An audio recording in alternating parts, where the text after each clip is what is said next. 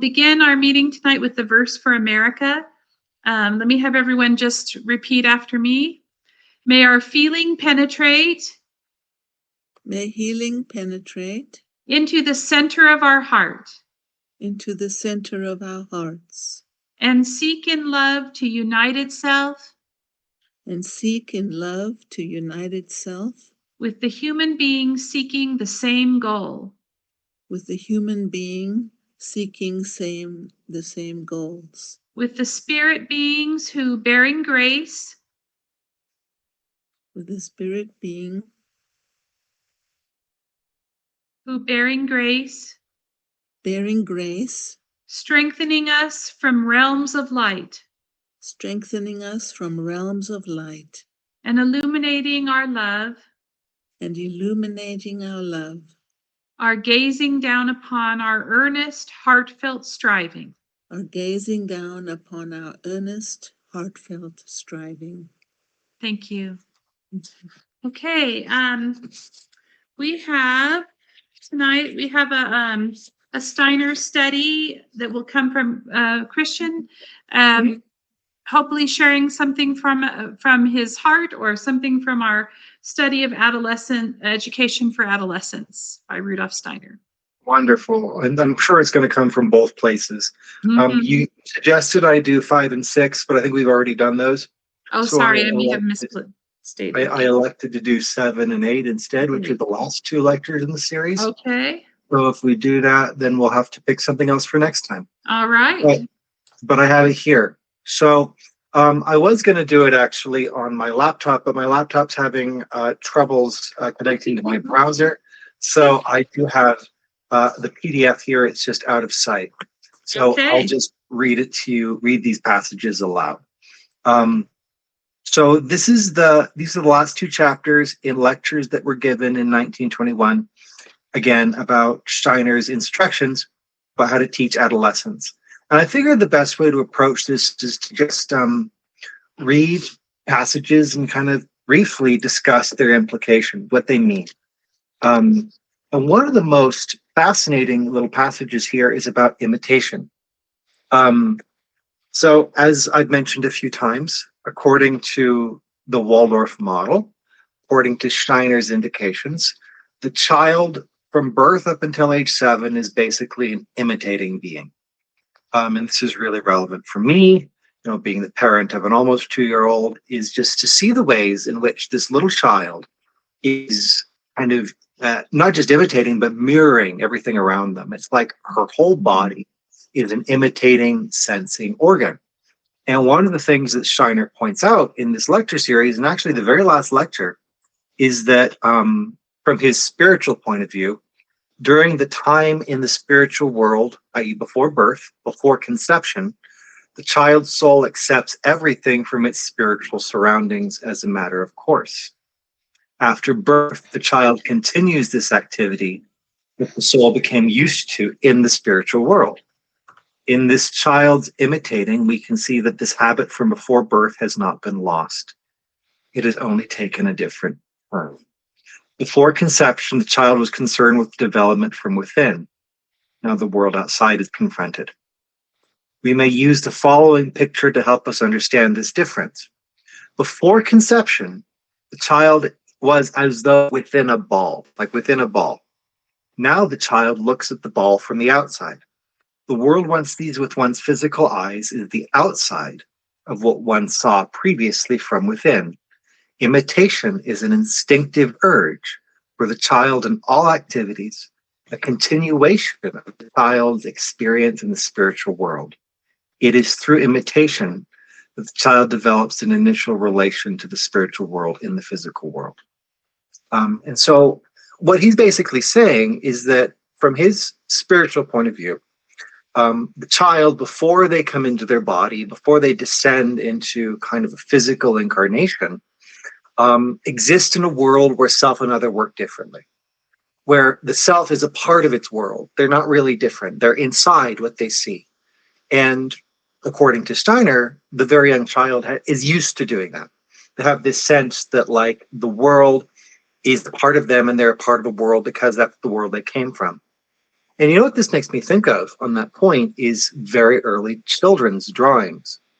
Does that make sense? What's the first picture of a human being a kid draws? Can anybody tell me usually how that works? Like a circle with arms coming out or legs coming out. Absolutely. It's that ball imagery, right? The sense in which the self is just kind of like this not differentiated into a body, not something that has a head and a torso, but something just kind of like round and totalizing, right? And so, but what I actually reading this, it made me remember really fascinating thing why Waldorf education insists on teaching writing the way it does. Because traditionally, ideally, the Waldorf Elementary School should be teaching writing as a function of drawing, right? You know, you draw a little snake and then you turn it into an S, and you draw, you know, like a house, and then you change it into an H to kind of move from the world of pictures, the world of things, the world of colors and shapes into the world of abstract signs. And what he says is that well, the reason that's the case is that the child needs to learn to work from the concrete to the abstract, to work from the world to the mind, because originally they're part of the world, they're part of the concrete. And if we don't start there, we do something violent to the child's soul, right? In other words, if we don't work from their participation world to their abstraction that will come later, if we don't do that in the right way, we do something violent. And then there's one more thing that I thought was really fascinating that I'd love your thoughts on. Very near the end. So if you remember, the first 7 years has to do with imitation, and then the next 7 years, from age 7 to age 14, has to do with a sense for authority, you know. And so what he goes on to say is that if we don't approach this in the right way, if we don't cultivate the hunger for authority in that second 7 years, he says this: if, in other words, we do not address ourselves to the very real changes at puberty, the children then leave behind what they were used to doing through our authority, and they will not be able later in life to do without it. Children must first experience authority. Then at puberty, they must be able to grow beyond it and begin to make and depend upon their own judgments. So listen to what he just said there. If the child doesn't develop the right relationship to authority at a specific age, they will never stop hungering for authority in the wrong way. The capacity to rely on one's own judgment depends on a developmental ability to rely on the judgments of others, of the adults. In other words, if you don't trust authority figure outside, you will never, at least you'll have difficulty developing the authority figure inside. Wow. So that's a huge problem, because if we don't have the right kind of education, we don't have the right kind of pedagogy, we're developing a world full of people who just want to be conformists, who want to rely on the judgments of their peers or their political leaders or whatever leaders you because they're missing that developmental stage. And so the work we're doing, not just with 7 to 14-year-old, but with 14 and up, is really, it's social justice work. It's the work to help work on the population as a whole from the ground up. I think this is one of the most political things you can be doing in the best sense, right? Because it works on the ground from the ground up, instead of trying to impose structure from the top down in ways that can be, if not harmful, then counterproductive, right? And so I guess I close saying that the pedagogy and the initiative and the effort that we kind of set up has stakes. There's real stakes, not just for us and not just for the students, but for their children, for their lives, for what they do with the rest of their lives. And so we stand at the beginning of a current, really, of a world that we're building. And if we don't do it the right way, then it'll happen the wrong way. But if we don't do it the wrong way, it'll happen the right way. And I think we will. So there you go. That's what I'll say. Wow. Oh, I have a question Yeah. on my camera here.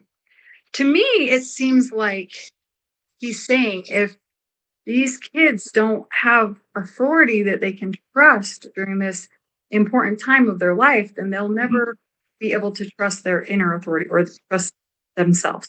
Yes? That's what he's saying. Yeah. So interesting. There's a passage like that in his How to Know Higher Worlds about reverence, actually. He says that if the child doesn't develop a reverence for the teacher, they won't ever discover reverence for truth. The respect we give to the teacher turns into our respect for truth itself. And it doesn't stay at that level, it moves on. But if we don't have that first level, we can't get to the second level. At least that's what he says. It seems also to me like this is an extension of the imitation issue, that if you have a sense in your mind that you've seen authority and you've trusted it and you know how they act, how an authority figure should act, and then you have a sense in your own mind and heart how you would act in that same position of authority. Absolutely. And yeah. The last time I taught ethics and values at UVU, last spring semester before I started at my PhD program, which is going well, by the way. One of the things I would ask my students is to look at their thoughts and ask who's narrating right now. I think that's an excellent just practice, is to ask who from your past are your thoughts imitating, right?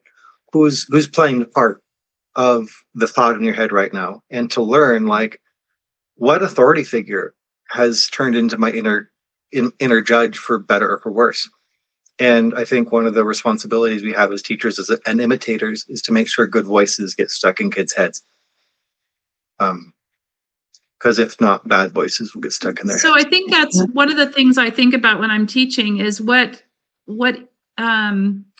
is my presence and the words that I use and my authority over the class, how is that being presented so that they're learning how to present authority themselves in their own lives. Absolutely. And the science really of Waldorf education is knowing how to do that differently at different ages, because it's not the same for various grades and developmental stages. To me, it seems like, sorry, were you done, CJ? I was done, yeah. To me, it seems like the character of the teacher matters almost as much as what the Yes. children are not going to public school. Because I don't want some of these public school teachers to be their inner voice. Right. You know, I love Absolutely. why you all are such great teachers, because you have such great character. Right.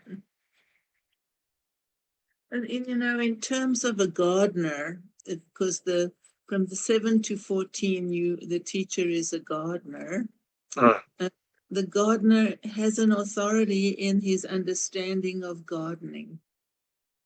And that is what he brings, or she brings to the children as, and that is because the Waldorf teacher has an overview of where they're going with that subject. I remember in having to teach geography, and I didn't know where I was going with it. I didn't want to be teaching lists of, things. But somebody said, look, a Waldorf teacher said, look, you're teaching landforms. What is it to live on a mountain? What is it to live by the sea? Take it from an economic point of view and the livelihood of people. And that kind of like opened up my whole authority in terms of I could go in and I understood that everything I did that was the overview, that was the end that I wanted the students to know. And then now geography is actually one of my my main abilities. I taught geography for 8th grade because it's world geography several times for other teachers while they did something for my class, So, anyways, I love that. And I also understand that why he's going into kindergarten so deeply, because actually the things that are done in kindergarten are not for the elementary school especially, but they are for the high school. I hate to interrupt, but it has been 10 minutes. Pardon? Thank you It for has been 10 all your, minutes. thank you for all the comments and sharing, and thank you, Christian, for your message. It's really a vital one, I think. We need to move forward with our board capacity building. And I have a PowerPoint presentation that I need someone to help me put up on the screen so we can see it. Does anyone have the technology capability of doing that for me? I sent it to everyone, or maybe you could just look on your phone or your, Let me see if I can pull it up. okay. Um, Otherwise, I have it here. I can just read it, but I would like everyone to see it if possible. I'm pulling it up. I don't know if it'll load correctly, but give me just 1 second. Okay. How do we're gonna play present to a meeting. Where is our meeting ID? Sarah, could you help? Hold on. Maybe Carol has it. Okay.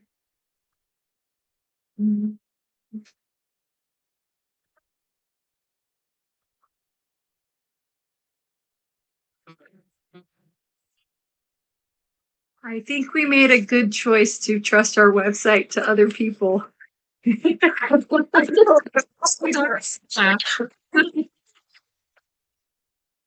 Hold on. I have it. Azure Give me just Fields. 1 second. Okay. I just have to copy and paste.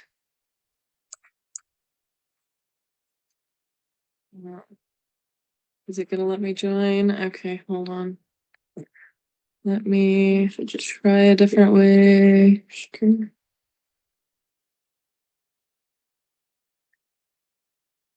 I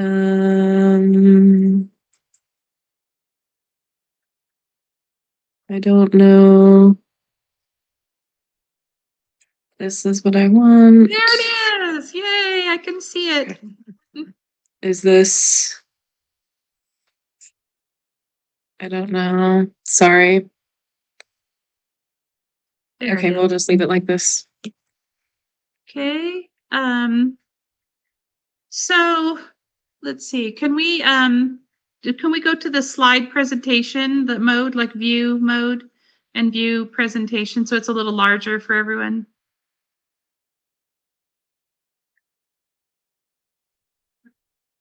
On view. Go to view. Sarah took it over, so. It might be the toggle up there next to the slideshow. Okay. And then go up to view and go to slide, yes, presentation or, yes. Slideshow. Slideshow, yeah, that's it, slideshow. There we go. Okay, so I've been looking over the board Bible all week, one of my vacation jobs I gave myself. So these are some things that haven't been presented to us that I just wanted to share with the board. There we go. Okay, so why the basic question is, why does the board exist? So let's go down. So we're making a change now from the founding board to a governing board. And as I looked through a lot of the things that were needed in our board, I found that there were three main things that the board was responsible for: the academic growth of the school, a charter vision oversight, and a financial oversight. So I've decided the governing members of the board will be over one of each of us will be over one of those functions. And then we have the executive director, the dean of students so far, the dean of pedagogy, a curriculum development director, and faculty department head. That's what we will call the administration for now. I think there are other positions that will come, but that will be the administration. So our board works with the executive director on a committee with whomever the executive director pulls into board meetings with us. One of those administration, one of the people in the administration there. So let's see, could you change the slide there? Okay. So this is what the book mentioned, that the board exists to represent the owners of the school. And first I'm thinking, wow, who are the real owners of the school? Is it the parents? Is it the director? Is it, so you look at all the owners of the school, you look at what that might be, and to make sure that the school accomplishes what the owners want. Again, there's the owners word. And I thought, well, what is that? And to make sure that things that shouldn't occur don't occur in the school, like watching for illegal, unethical, or imprudent actions. And so if we could change the slide here. Okay. So when I actually read through it, they said the owners of the school are really the general taxpayers. So it's not really even the parents of the school or the director. So what they're looking for, they said, is that we have a high-performing academic standard, that we use proper use of taxpayer funding, and that because we are a charter school, we actually adhere to the statements from our charter. That's expected from us as a board. So I thought that was a really good safeguard there, that we really should be looking at statements from our charter, and then that everything is legal and ethical. And they said that we need to oversee these things and ask for reports and ask for other ways for us to look at these things. And we don't just direct something, but we really have to have these things come to us if we ask for them, because it's really vital for our job that we ask for reports from the executive committee and that we receive those reports to oversee these functions. So if you could turn to the next slide. So also we should organize our board meetings. 30% should be about academics in the school. 30% should be everything occurring properly. Spending, safety, enrollment, parent treatment, vendors. I thought that was interesting, parent treatment. That was sweet, actually. Complaints, charter vision, etc. And 30% should be the board assessment and development. So we should even be talking about ourselves. So I think our Waldorf training is really great that we've established already, and we'll continue with that. And then we need training in financial documents, etc. So here's one of the ways to oversee the academics, is to make sure that our requirements for Utah State graduation, and this is, Carol put in the whole graduation requirement summary here. So we need to be reviewing this and looking at some of the reports to make sure that kids are able and capable of fulfilling the requirements for graduation academically. Then if you could change the slide. Academic growth, things to look at. These are the things they suggested, to look at how standardized testing works. In Utah, it's the Utah Aspire Plus for 9th and 10th grade, college readiness, ACT in 11th grade, and what it tells about a student and what it fails to tell. And then our alternative methods of assessment, which we have, like portfolios and main lesson work and project-based work. How the curriculum works to support graduation requirements. The difference in meaning between highly qualified teachers and highly effective teachers, how Waldorf charter high schools perform in relation to public high schools, and also comparing them to other Waldorf charter high schools in performance, how our charter schools doing, how Waldorf teaching methods are effective with various students, how children with special needs are accommodated, how student assessment data is used in our school, adequate yearly progress goals, special programs and other progress, like in reading or service programs or special social programs, social emotional programs. So throughout the year, we need to look at some of these areas, okay? Then our financial oversight requires that the executive director and the management company, which is Red Apple, submit timely, accurate, comprehensible financial reports to the board. We'll be looking at when these reports come in with our executive director, and they will be presented to an executive committee, which will include our financial oversight person on the board, the treasurer. They should look at balance sheets, the cash flow, income and expense statements, the budget. We've already seen some of these, which is very nice. Budget versus actual report, and also maybe cash flow projections or forecast reports for up to 2 years in the future even. Okay. And then this is the one dear to my heart. We need to have oversight over the charter vision of our school. And I looked at Amendment A of our charter. This describes things that our charter should be.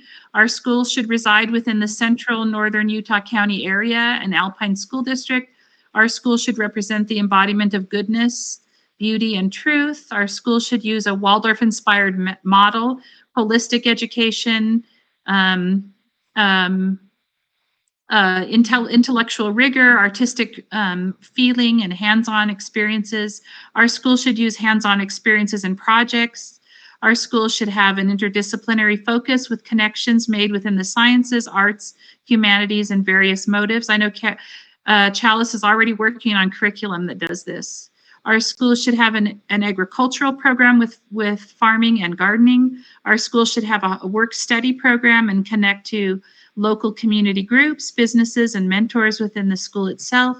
Our school should have a technology program that uses all technology in balance and as a positive tool. Our school should have groupings of cohorts for support and positive peer engagement. Students will be grouped randomly and by grade level. Our school should help all students to achieve state graduation requirements with 28 units of academic work. And our school should have a maximum enrollment of 520 students. Those are statements I found in our charter that we need to, be sure that they're being implemented in the school. And then other yearly duties, we have to evaluate the board itself. I think we're going to do this at a yearly board retreat that we will put together. Evaluate the executive director, evaluate the charter school overall, evaluate the board and executive relationship, evaluate the board's response to complaints, and set goals for all of the above and for ourselves. So, and this is just beautiful charter high schools that I love. Sacramento is down at the bottom, and then there's one in, I think it's Massachusetts up there, or Minnesota, I can't remember. I just like the openings of these. All right, so I won't go over this much more, except to let you know that I'm putting together the executive board members, and they will be over each of these areas. So we'll have, the board president will be over academics and graduation, the vice president will be over the charter vision, and then we'll have a treasurer over the financial, and then our secretary, since they no longer need to do publicity per se, because we have Scola now to work on our publicity for the school, they'll be just doing parent communication and outreach to parents to make sure that they're included in the secretarial duties in the future. And then we need our board members, and we will be trying, it will be part of our requirements on our board that our new executive officers come from the board voting members. So we want our voting members to be strong and maybe willing in the future to take on some of the executive functioning positions if needed. So that's my little presentation for now, and I'll be working more on some of these issues in the future in our other board meetings. So just a little bit of discussion. Is there anyone who has a comment or an idea about what I just presented? Fantastic presentation, Susan. That Thank was you. lovely, Susan. Well, yes, I'm reading the Bible, so I'm learning some things about boards and what we're for. Yeah. One of the classes I went to at the, what do they call that? The state charter board thing we went to conference. They talked a lot about having yearly, oh, my brain is not working today. The retreat. Not really what you were talking about doing at the retreat, like review of the board Yeah. members, how important that is. And so that it's just known that everyone will get reviewed every year. So that when you're having problems, it's not like, oh no, how do we deal with this? It's like, well, we have our review coming up. So Yes. I think I had some documents that they used for their reviews that I might. Oh, I would love that. If you have I'll any have to examples. see if I There can- are some in the Bible. There are some questions to ask of board members at that review, but I could always use examples from real life that people have had. And I do plan, Thesa, I do plan to talk with Mr. Schaefer and ask his ideas about those things too for the board. Yeah. My lovely children spilled water all over my papers from That's Oh, all. I'll have to see if those ones survive, okay. but I'll look for them. Any other quick comments before we move on? Okay, thank you so much for going through that with me. All right, so normally we would have any public comments, but I don't see any other members that are of the public to share tonight. So now we will go on to our building project update from the roundtable. Do we have someone here? I am checking with Clint. He had multiple board meetings and is also traveling. So I Okay. just texted him and I told him that we're ready for him, but if he's not able to jump on right now, we can go ahead and skip him and come back to him when he's Could we go able to to be Sarah there. Archibald and review our minutes from the last meeting? Yeah. Sarah, do you have enough voice to go through all the or do you want to have one of us read it for you tonight? Okay.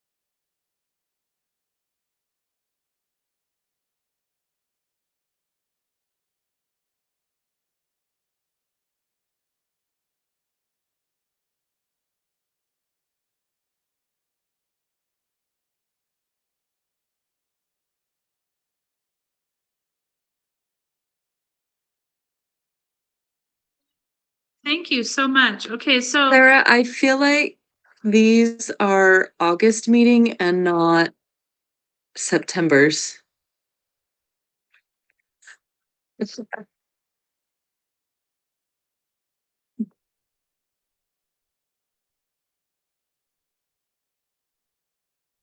yes, we have Jeff Basinger now with us at the meeting. Do we want to continue with his report and then we want to go forward with his report? I think we might do that while you're looking for the other minutes. Uh, The building project update? update. Clint was gonna do building update. We have Jeff here, so he's Yeah, not. I know. can't Jeff do is the from update. Red Apple. Oh, sorry. All right. Okay. You're confusing me with my I'm brother Clint, confusing. probably. Okay. It happens All all right. the time. So could we, Carol, do you want to go on with administrative updates and reports? Yeah. Okay. Okay. So we've had a lot of really good progress. We have received our funding and we've been working with Red Apple to pay the invoices, prepare the monthly budget reports. We did have our first finance committee meeting. Marta and I met to kind of organize how that meeting is going to go and start putting agendas together. And we'll start those meetings fully next month. We have been working with Scala to continue moving forward with the marketing plan. We are working on the application to enroll students and hoping to have that ready to start enrolling in January. We discovered that the general invitation cottage meeting is not effective, so we're going to be pivoting, inviting individual families to invite friends and families to do individual cottage meetings rather than broad scope. So we'll do private cottage meetings and kind of shift that focus to word of mouth. And so we're just continuing to prepare the campaigns and discuss how to continue engaging with the families so that they feel like they're a part of our community without being bugged to death. So we're finding that balance with Scala. Our road trip has been very successful. We've been through Denver, we've been to Missouri, we've been through Texas, we've been through New Mexico, we're now in Southern California, and saw our first school here and are going up the coast over the next 2 weeks. And Bree Kaiser at the Denver Waldorf School offered to be my mentor. And there's just been lots of positive support and love, both from independent and charter Waldorf community. It's been really fascinating for us to compare the similarities and differences of each of the schools as we're trying to make decisions about how we're going to do things in our context. So to be able to see, oh, all of the schools are doing this thing in this way, and these are the places that they're different, has been very informative. And so it's been really great to learn from their experience. I've invited Chalice to give some of her thoughts as we've been going through this.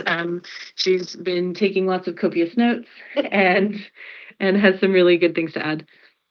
Okay, well, Carol asked me to do this and then I immediately forgot all of the things that I was going to say. So, no, but today we went to the San Diego Waldorf School, and one thing that I noticed a lot about all of the Waldorf schools is the emphasis that they have on studying the literature, specifically having the students get involved in the literature and reading it. We just have had the most wonderful time looking at all of these different schools and making connections, and seeing how these students are able to think and grow and develop so wonderfully. What else did you want me to say? Your conversation with the students today. We were able to go to a Eurythmy class today. It was amazing and fantastic. And at the very end, the Eurythmy teacher said to the students, okay, now come sit down over here. And they all flopped down because they had just been birds. But she said, I'm going to have our guest ask you guys any questions she wants. And so I asked them, what makes it worth it to keep doing this hard work? Because I could tell that it was really hard for some of the students and they were doing the hard thing. And they just gave me the most beautiful answers of the Eurythmy is so calming and it gives us such a purpose that we want to accomplish.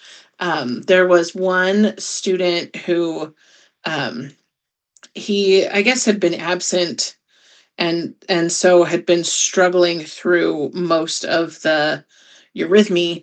And he said, but he was like working harder than all of the other kids to do the Eurythmy. And he said that, let me pull it up real quick. I wrote it down because it was so beautiful.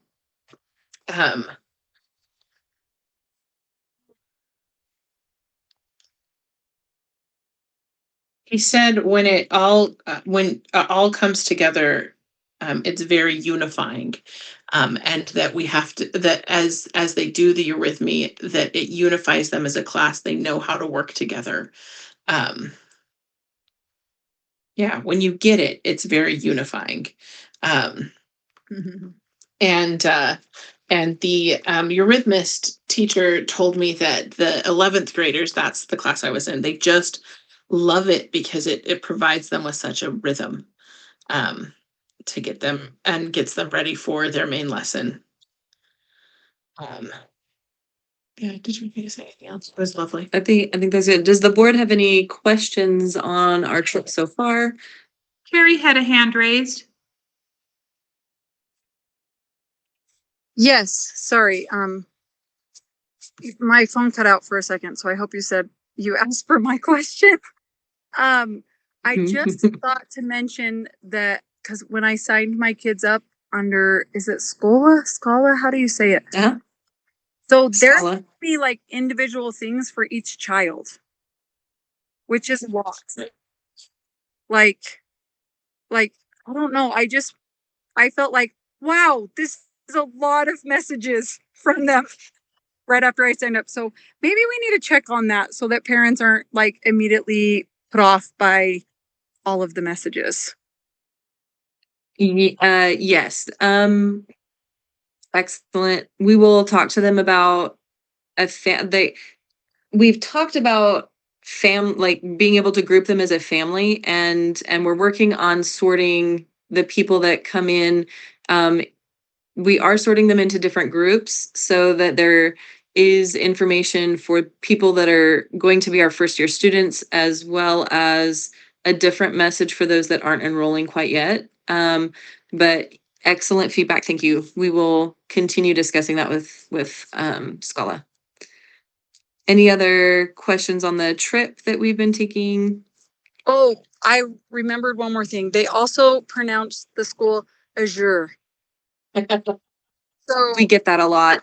It's not just them. I was like, I don't know if maybe we want them to actually use the correct pronunciation. Right.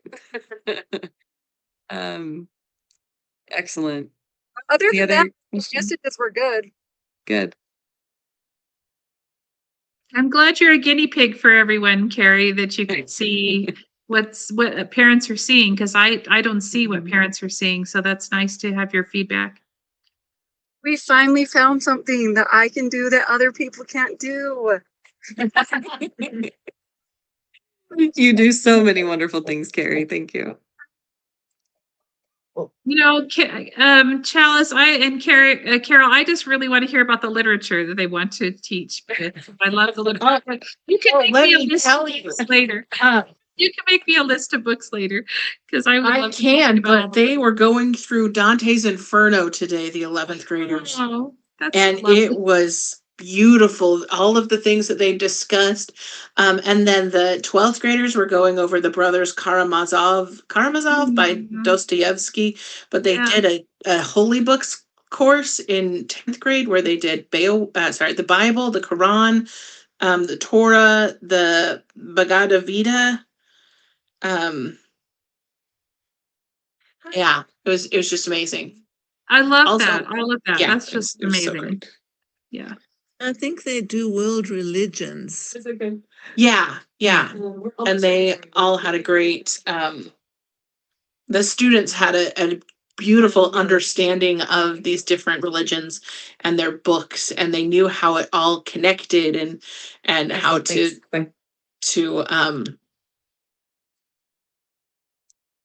interact with Great. the text in a beautiful way. The I love that. one of the things that is recommended is that you bring in a person who is practicing that religion, not just say this religion, that religion, the other, but to have someone who's enthusiastic about it come in and teach and tell. That is lovely.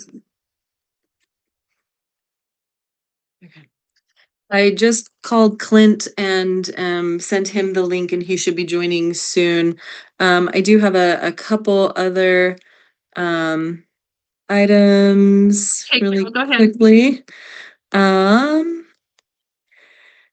So in addition to getting ready for enrolling students, not just the pre-enrollment, but actually getting applications and moving towards preparing for a lottery and enrolling the students, I'm also preparing systems and documents to hire teachers. So putting together a salary schedule, descriptions of the jobs and organizational flowcharts so that we know exactly who we're hiring for what positions, and keeping that within the budget. So I'm still working with Red Apple to approve those salary schedules and things like that. We also, really good news, we got our induction letter from the Alliance of Public Waldorf Education. So we are an initiate school. So we use Waldorf Inspired, and we have our $500 dues that we're paying for the pre-operational year. And then I think it's $3 or $5 a students once we are fully operational. And they will be supporting us through the initiation process to become a full member school and be able to say public Waldorf along with our name. And it involves a review process that I think when we do our accreditation with Cognia, as well as our school improvement program for the land trust grant, I think all of those things can be put kind of into one thing and meet all of those individual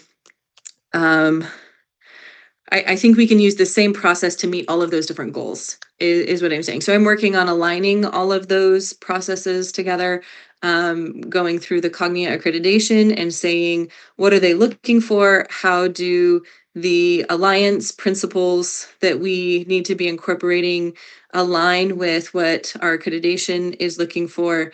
And then as we put a team together for our school improvement, how do we help them focus on those things? So that's some progress that we're making.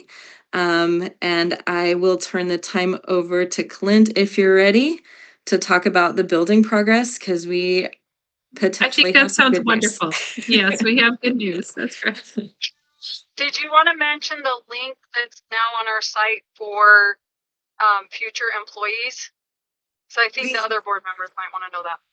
Yeah, if you are talking to anybody that says, hey, I'm interested in being an employee of your school, whether that's office, whether that's working in the cafeteria, driving the bus, whatever it is, there is a link on our website that says future employees, give us your information here. That will put them on a list that we can then contact when we're ready to hire. So. Okay, Clint, are you Hey, ready? Clint, Okay. Yeah, Clint, we're so glad to have you. Thank you for coming. Well, I have to thank Carol for the reminder that this was this evening. I'm traveling and I'm glad We're to be also here. in a hotel, Clint. Can you see it?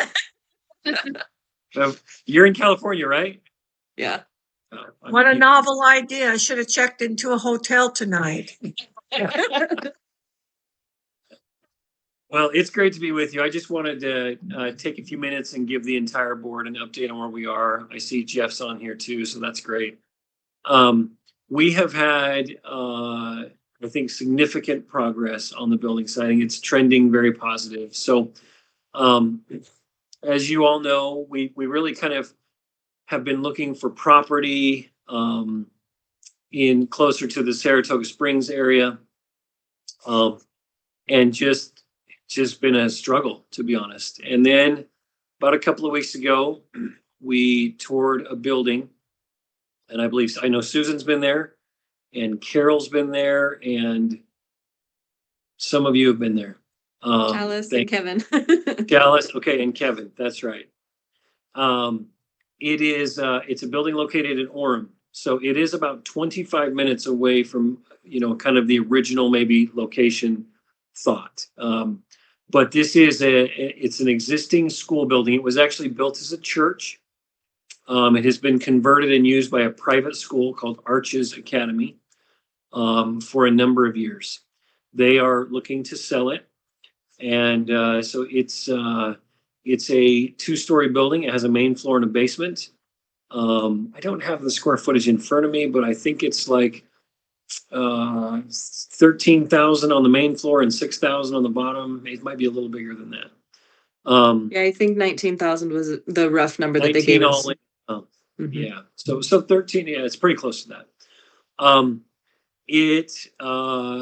I think Susan and Carol and Chalice and Kevin can give you their feel on the building. But let me just start with kind of the financials. So this building It's on sale for 2.7 million. We think that they'll look strongly at an offer. I think the school's realtor actually recommended going in at 2 million and kind of letting them probably counter us up a little bit from there. But if we've estimated internally in the circle of trust, let's see, is this a public meeting? Okay. Okay, so we've made an internal estimate. And I think, anywhere, kind of in that range, I think that is a comfortable opening for the school. We did get numbers back today from One West, who is walked through the building, and they're our construction partner on this. And those numbers came in quite favorable, lower than I expected. So those numbers are just over, I think, just about $1 million. And we were expecting quite a bit more than that. That will create 5 classrooms downstairs, and I believe 8 classrooms or 7 or 8 classrooms upstairs. So in theory, if you get to 25 in every classroom, I know the number is about 325 in that building. Now, in the real world scenario, I don't think that, that would be a lot. But I think what we can share is this building financially looks viable and operationally looks viable. Still think we're going to get some estimates on roof equipment and things like that, but it looks very good. So when we spoke to Carol and kind of a few members of the board, it's on about 2 acres. It's almost like a perfectly squared lot. So it's got very usable space. It's in really good shape, the lot. I mean, there's beautiful grass. There's about 90 parking stalls. The building's an older building, but it can be refreshed with, kind of the funds there. The proceeds from what we anticipate being a tax exempt bond. So all in, we think this can be a great space that is very affordable. And we think this, building could house between 250 and maybe 300 kids. I think 300 would be quite crowded, but doable. So, I know the original kind of openings of the school, the thought was 350 in year 1 and then 450 in year 2. This building is not probably going to accommodate that thought, but I will tell you, just as somebody who's been in a lot of charter schools, I really do like the idea of being able to open with a lower number in grades 9 and 10, something closer to 200, and giving a little bit of a release valve to the pressure keg of that enrollment. And I do think you're going to see strong validation from an enrollment profile, but I like the idea that there's just this pressure off. And within that, I think this building, the numbers look very favorable for this building as far as a manageable annual debt service and a facility ratio and all those other drivers. So we feel good about where we are with the building, and hopefully we'll see some back and forth from the seller and be able to be under contract in the next week or 2. Now, the other exciting thing on the financing and building side is we've had a underwriting firm based out of Little Rock, Arkansas, come in and give us a commitment to do the underwriting. Now, let me just be clear here. In our industry, we don't use words like guarantee or you're done. You're not done until you're done. This is a best efforts, but this is a very good firm. They just successfully did the underwriting for Salt Lake Charter Academy, formerly known as RSL Academy. That was a $35 million transaction, and they worked very hard on it. Those were challenging market conditions at the time, and they did a good job. What we like is that we think that along with kind of what I'll call as your typical portfolio of potential buyers that they will work with, they also have the ability to bring in kind of their proprietary high net worth retail network of buyers that their firm has a long history of doing business with. So we expect to sell probably something between 4 and 5 million bonds. That'll pay for the building. It'll pay for the debt service reserve fund. It'll pay for the remodeling. And we have contemplated a little bit of operational funds in there. We'll have to calculate, what's needed, but we think that all can work. And if you can open at 200 kids year one, growing up from about, 40 to 50 kids a year after that, this will be a very successful fight. The finances will successfully match kind of the mission and operational goals of the school. So we've engaged, or we're in the process of engaging with this company. It's called Carty, Hardy and Hearn. They're headquartered out of Little Rock, and we're in the process of trying to get under contract on this building. And there's always things that come up, but we feel good about the trajectory of both of these paths at the same time. So, been months and months and months of work and calculating and looking and digging and walking and praying and and it's all. So this was not where we originally were looking, but it feels like this is really moving forward with great momentum. So the other thing that I'm very proud of is that my team told me today that that I think included in this financing is the financing of 2 yurts, which I have had a personal goal of financing yurts somehow, some way, with some charter school. That is on my Yay. bucket list to do. And I think that Azure Fields is going to come through and check that off my bucket list. So I'm very excited about that. But somewhat joking aside, I'm actually not joking. I really do want to do that. But I actually think this location for that will be very good. And then the other thing is I think because we don't have the benefit of the CSP grant, we will also be able to bake into the cake, money for equipment. And I know we've got things like welding equipment and things that are probably some extent, but just the FF&E in the building, the furniture, fixtures, and equipment. I think we'll have a reasonable budget for all of that too, because of the building profile. So I view this building as a blessing. I view it honestly as an answer to prayer. And I know we're not done on it yet. Things can come up, but it was just a tough, frustrating path for a while, but this has really kind of morphed into a way. I will say, with my analytical hat on, this is about 25 minutes away. Now, Carol, I think, will say, well, it's 1 train stop and 1 5-minute bus ride away from maybe your, original target area. But I do want to make sure the board is comfortable that they can recruit to this location. The existing school is a pre-K through, I can't remember, 6th or 8th grade school. And they are moving more, they don't know where they're moving, but I think they're moving more north and more west to kind of where you were originally looking, because that's where the rooftops are and the younger families. So Orem itself is an older community, but where you have a high school and your kids' families have somewhat ability to carpool and use things like trains and other public infrastructure to get there.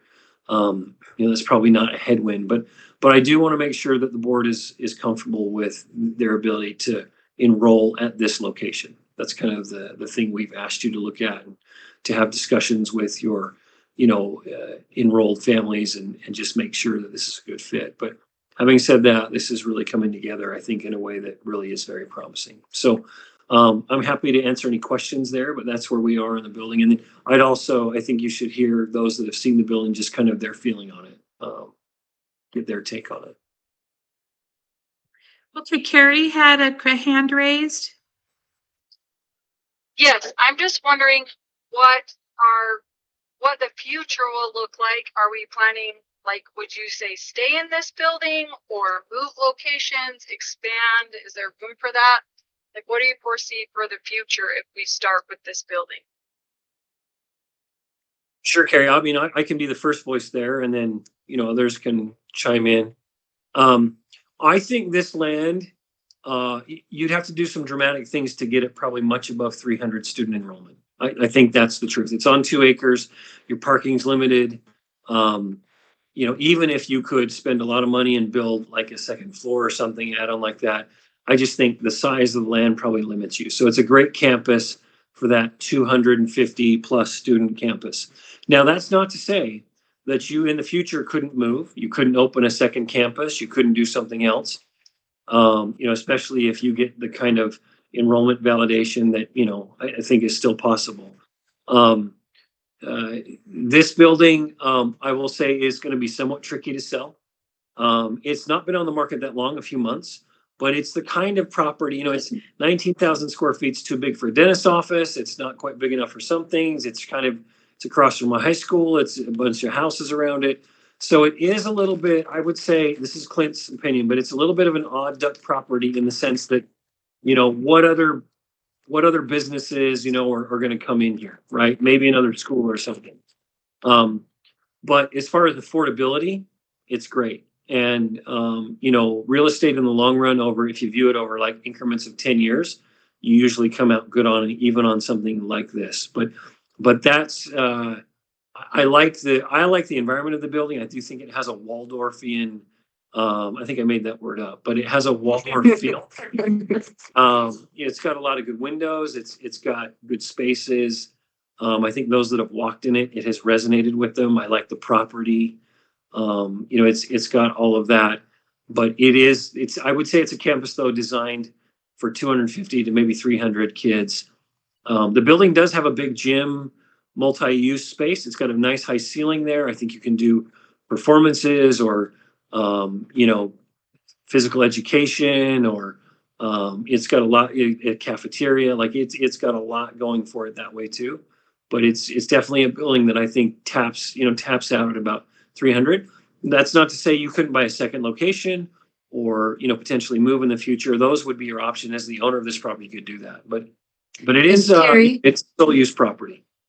And Carrie, to speak to that a little bit, as we have been looking at kind of the larger context, one of the things we've already started discussing is once we get the high school fully operational, looking at filling in the junior high gap in the Waldorf community, in Utah County specifically, of that kind of 6th through 8th grade piece. So one of the ideas is that if we do outgrow this site, potentially moving the high school to a better location when we have the enrollment to back it up, and then leaving this site as a junior high could be an option. But it's just an idea at this point, but we think that we do see a vision for progress down the road. Right. I have feelings as a parent who now has a 25-minute commute, Like I know that we have a lot of options, and I'm like just gunning for a school to be open next year. But that Side note, we have a school bus. Okay, yes, that was actually my other question is what's the bus situation? I just know it's going to be we have a bus. really for a lot of parents to know, because we've been saying near Saratoga, and whenever I bring up the school to anyone, the first question is always, where is it going to be located? Where is it going to be located? Because that really matters to parents who are driving kids to school. It really matters. So I don't know. That's my 2 cents. But it sounds like a lovely building. How do you, knowing that potentially the farthest you would have to go is the American Fork Front Runner Station to drop off your kid, it's one front runner stop and a short school bus ride that the school takes care of. How does that make you feel about the location? That would make a huge difference. For sure. If we can get that working. I was unsure of the bus situation. I think Kevin has a bus. Yeah. What? Yes. That's the Yes. response that we always Kevin get. has a Yes, bus Kevin for has a us. bus. I was like, Okay. what? He has a bus? Yes. The board member here. He is. I think that would make a big difference. And for me, I know that my high schooler will eventually be able to drive himself. It's a little bit, I would be more worried about having the junior high there because they can't drive themselves, but the bus does change that. So I don't know. And that's the kind of feedback that we need to get from our community as we move forward with this. It looks like Sarah Archibald also has a hand raised.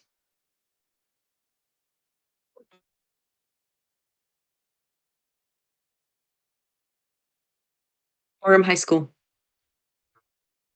Which does multiple, if I can weigh in on that one, it does multiple things. One of the things is that we work with them to be good neighbors. We are our planning start time of 9 a.m. is an hour and a half stagger from theirs. So we won't be butting up against their school traffic and they won't be butting up against ours. The seminary building is right across the street, 5-minute walk. And so that opens up a possibility of working with them for that option. And we are not offering competitive sports, but if our students want competitive sports, how convenient for Orem High School to be right across the street. So I think even in that provides a lot of really great things. The Orem City Library and Arboretum Park are half a mile. No, not even Half a that. block. No, it's More four like- blocks, Yeah. 4 blocks up to Center Street. And so it's the 10 to 15 minute walk in that direction. The Sarah is about the same distance to the south. And so we have really great resources in Orem on that street that are really accessible and usable. So like just there's a lot of places, there's a lot of things in that place that can help support our program and can be really beneficial. The school itself, I just really had a strong feeling about.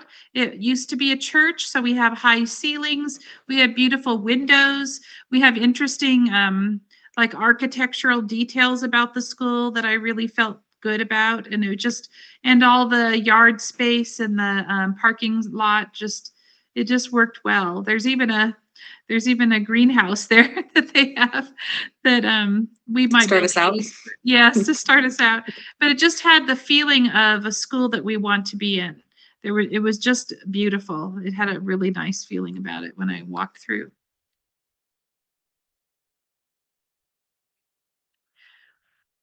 Any other comments for tonight? Also, maybe Clint, you took some pictures the day I was with you there. Is there any chance you could send some of those to Carol so she can put them up on our email to the board members so they can see some of the pictures of what it looks like right now? Or you could drive by it. Well, Carol could probably send out the address if we haven't already. I think it's on some of our emails that we've sent out. So you could drive by and see it from the outside anyway. Yeah, I'm happy to upload pictures and I will share those with Carol. And then the other thing is, if we can get under contract in the next week or 2 weeks, I'm sure that we could arrange sometimes for the wider board to see that. Now, I don't know if I'm not your attorney, so I don't know, sometimes when you get to a certain point in your maturity, you have more than a quorum, right? You have to notice that. So, but I know that, some of the board members may want the benefit of walking through the building, and I'm sure we could arrange that. Absolutely. I guess I didn't say this too. The tentative thought by the construction company would be such that you would open fall of 26. And I have to tell you, I think this is the only thing I'm aware of at this point that will let you open fall of 26. I just don't know of another situation. I think you'd really have to probably have a very serious discussion about deferring for a year. I don't want to present that as a pressure point, like you got to take this or you have nothing. But I think this is the pathway to opening fall of 26. So the school that's in there would like to stay in there until May and finish their school year. Would they be open to leaving? I think so. But we would need to do plans and get permits and go through that process. So the construction company thinks they probably couldn't even start until probably April, May at the earliest anyway. They would be able to get the upstairs, which is much lighter on kind of retrofits and improvements, ready for the school year. And then they would gut the downstairs and would be working on the downstairs during the school year. But by the end of the school year, they would have the building completely done. But it is contemplated for there to be construction on the site during the school year. One West does this regularly. They're very safe. They're very good. They try to be respectful of, things that are noise. They try to time those and do them in non-school hours. But nonetheless, that is, it's a headache. And so I do want to make the board aware that it is viable. We'll open school, but I think it's also something that's going to carry through probably at least half of your first school year as far as construction. But at the end of it, I think you'll have a really good building. So if you all can be comfortable with the location, and the other thing I would say is, your first 100 folks, your first 100 children and families are probably coming from Saratoga Springs, and I hope you get more.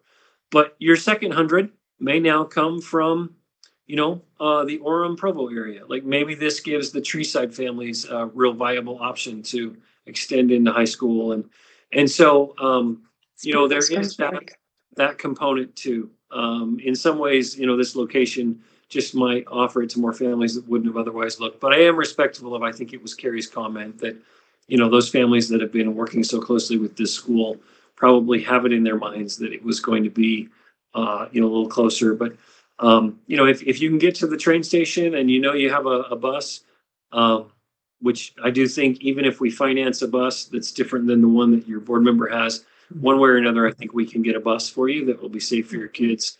And so I think we can do those things as long as the board's okay with the location. So I think moving forward, what we just need is not tonight, but probably in how often is your board meeting? Are you doing it monthly or more? Monthly on the third Tuesday. Okay. November, So in your we're next- meeting November 18th next. Okay, so ahead of Thanksgiving. So maybe in November, we're going to know a lot more than now, but in one of these upcoming board meetings, we'll be back with I'll probably try to give updates on every board meeting now, but we will be back with some board resolutions. You can notice it'll be a voting item, so you'll have to post that, so forth. But tonight's just really a make you aware of it. We'd like to get under contract with it. That's not a binding contract. You'll have the right to opt out, if something comes up, but it at least gets you, under contract and able to move forward. So that would be the last of my comments, unless there's any more questions. You did mention recommending some buyer's counsel. So if you can get that information to us. Yes, yeah, so along with the underwriting group, we'll get you some counsel's names and we'll recommend those moving ahead. All of those fees are typically done, based on the financing. So they defer their fees till we close on the financing. And at this point, we would expect to probably close on this property sometime around March, probably the last end of part of the first quarter of 2026. So we're going to try to get there. Great. Okay, thank you, Clint. We really appreciate you and all you're doing. Thank you, guys. We need to end our board meeting soon. So Sarah, do you have those minutes that we could approve from the last meeting? Okay, thank you.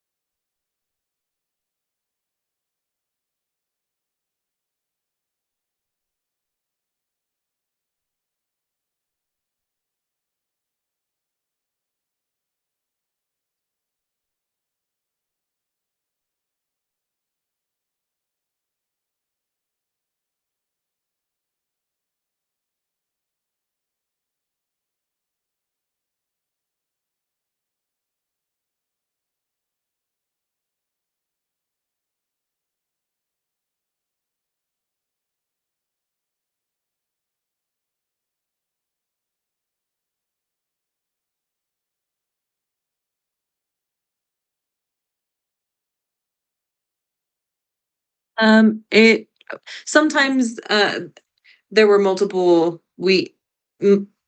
It may have been at both meetings. That's what I'm trying to say.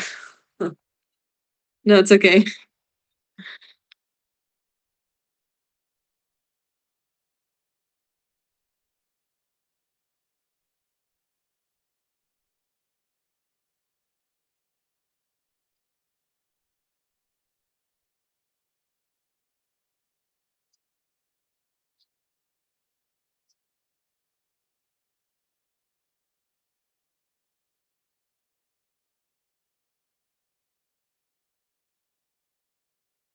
Yeah, that's my new stuff.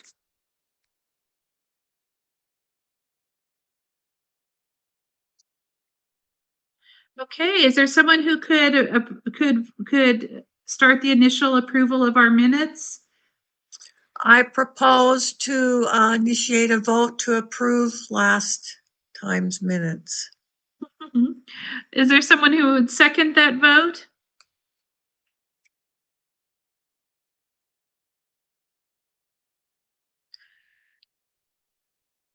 Is there someone here that could second the vote on the minute?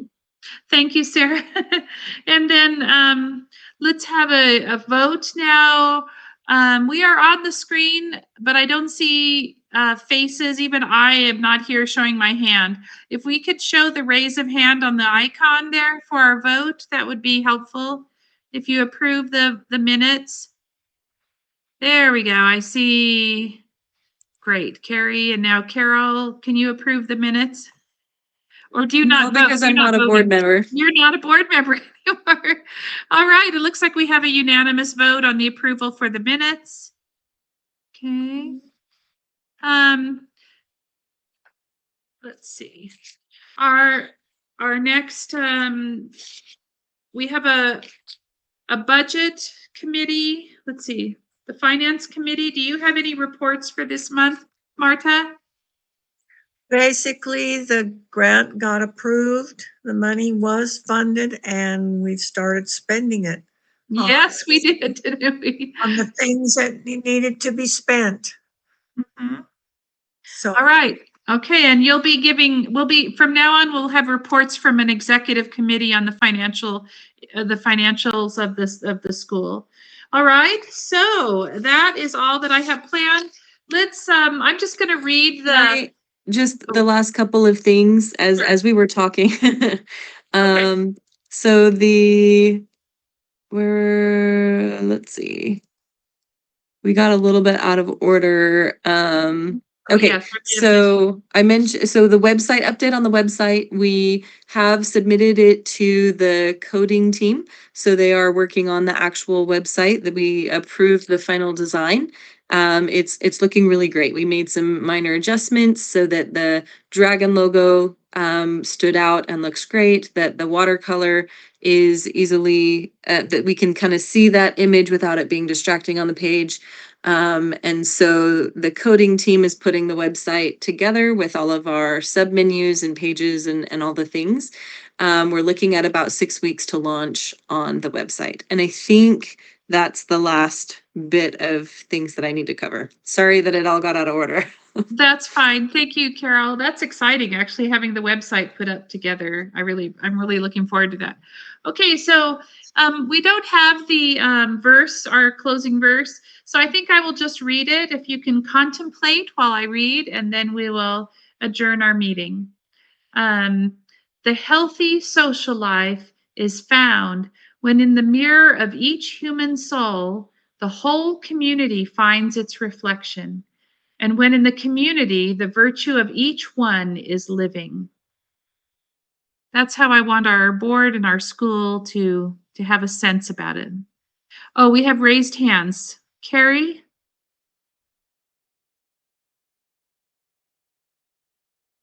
Carrie, do you have a? Sorry, I forgot to put it down. I think that was from the vote. Oh, that was from the vote. Okay. One last thing, the November board meeting is on Tuesday, the 18th. I think that is the week of Thanksgiving, and a couple of people have asked to just verify that that will work for everybody. Is anybody planning on traveling the Tuesday before Thanksgiving?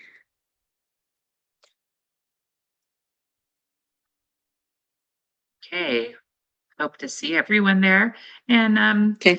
so do we have a motion? Wait, do we need a motion to adjourn, Carol? I'm sorry, I've forgotten this. Okay, we did. So do we have someone who could approve a motion to adjourn our meeting tonight? I do. Thank you, Thesa. And then do we have someone who could second a motion to adjourn our meeting tonight? I'll second that motion. Thank you. Thank you, Christian. All right, and let's have a vote. Everyone with your hand up on the screen.